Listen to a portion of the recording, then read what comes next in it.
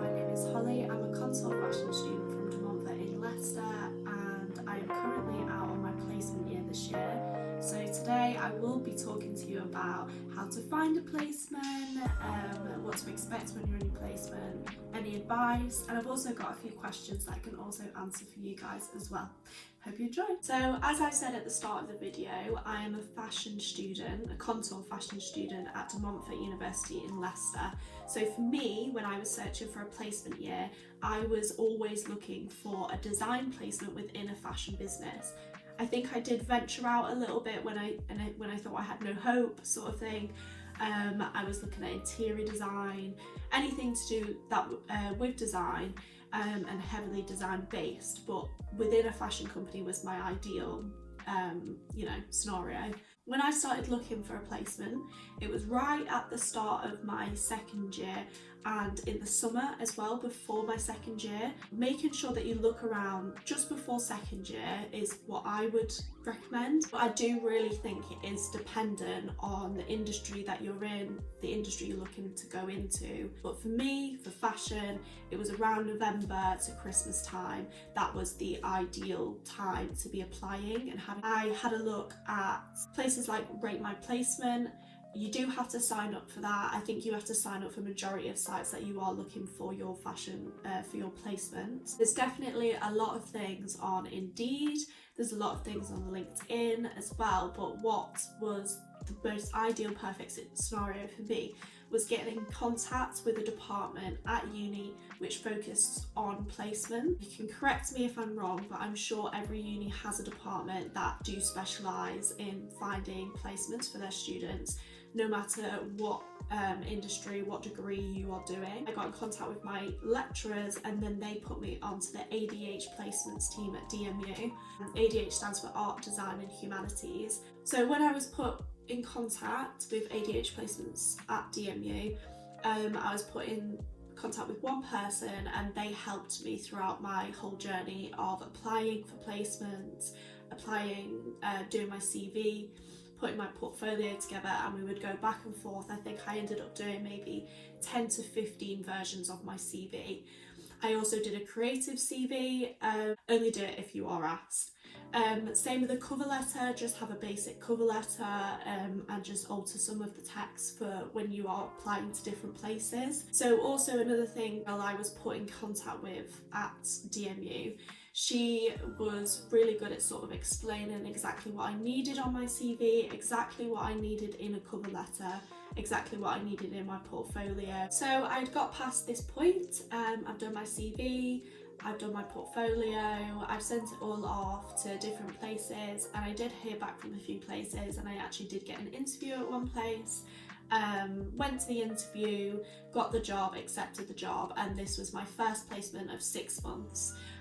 So I did my 6-month placement and I was looking for a new one, so I did get in contact with my lecturers and they actually helped me get my second placement.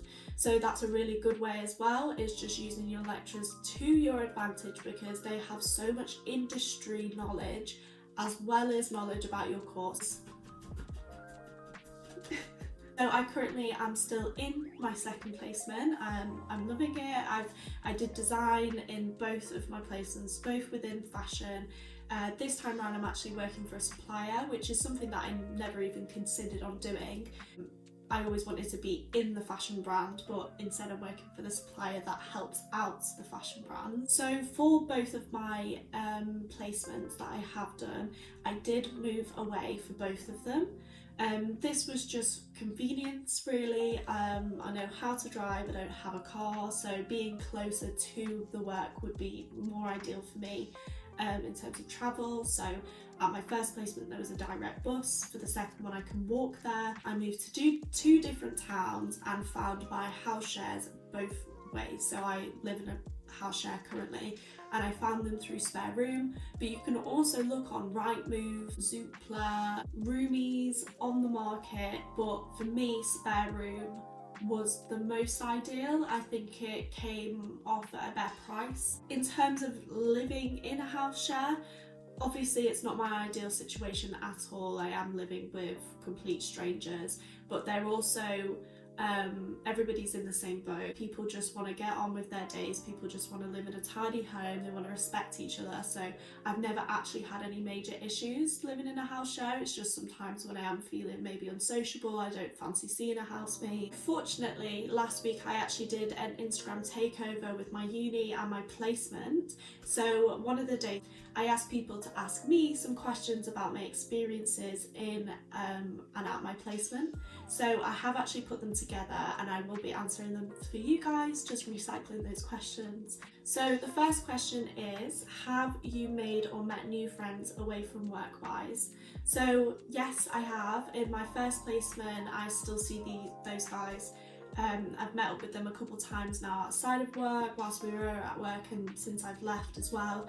I do try to keep in contact with them. It is definitely difficult transitioning from first year and second year, where everybody you come into contact with is in your year below, year above, all very similar ages, to then go into a workplace where most of the people are going to be 5 to 10 years older than you. So it's definitely different in terms of changing the way that you have conversations. You're not going to always be able to relate to these people. You can find friendships in anybody, really, if you have something in common. How long is your commute time? For me at the moment it is 20 to 25 minute walk, but at my last placement it was a 20-minute bus journey. Do you think getting a placement is better for your CV than just finishing uni in 3 years?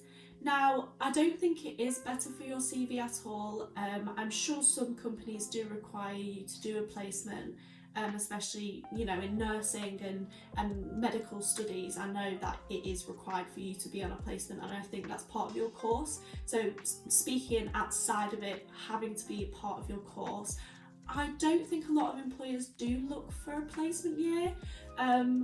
The only thing that I would say about that is a benefit of doing a placement is that your set of skills that you have learned in this year in industry will always trump somebody who hasn't done a placement. That is all. I just think having a placement really does set you forward a little bit more, which is obviously why you do them. It's why you do your year in industry, and you're really fortunate to get a placement.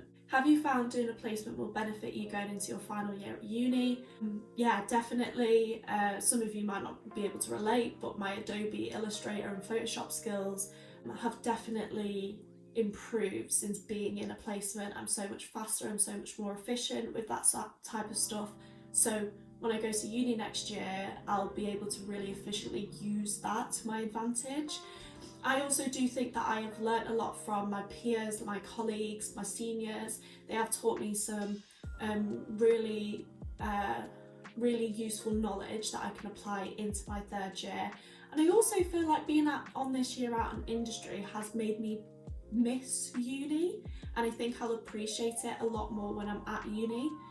I also do think the transition going back will be really hard, but I have missed uni, and for me as a design student, I have missed being creative, because when you're on placement or even in industry after you graduate, you are never going to have that amount of creativity that you do have in your uni year in art, unless you end up in, you know, a job where you can just draw and paint all day sort of thing, or, you know, get really creative. But most of the time it's probably 50-50 creative and doing everything else. How did you find adjusting from uni and student life to working full-time in industry? Going from uni life to work life was actually quite easy, and I think it's because of the adrenaline, the anxiety of starting a new job. You kind of just get stuck into it, wanting to make good first impressions, and the excitement of it all. I think you just kind of get really swept up into it, and it's also not as scary as you think it is. And then over time you just get used to the schedule, you get used to what you're doing, because that first initial bit wasn't really hard because you just sort of did it. Whereas going from working life to uni life, I do think is going to be a bit of a shock. Honestly, I think I'm going to be more stressed next year at uni than I am this year. And I'm going to do my last question. Do you have any advice for anyone starting a placement next year? My advice would be write everything down, have a notebook. You might be given a notebook when you start your job. Write everything down, Everything that anybody says, anything that you've learned that is new, write it down. Ask questions constantly, and if you feel like you're being a bit annoying and you think of a question, write it down, ask it the next day, or ask somebody else. Well, that's it from me. Thank you for listening, and I hope to see you in another video.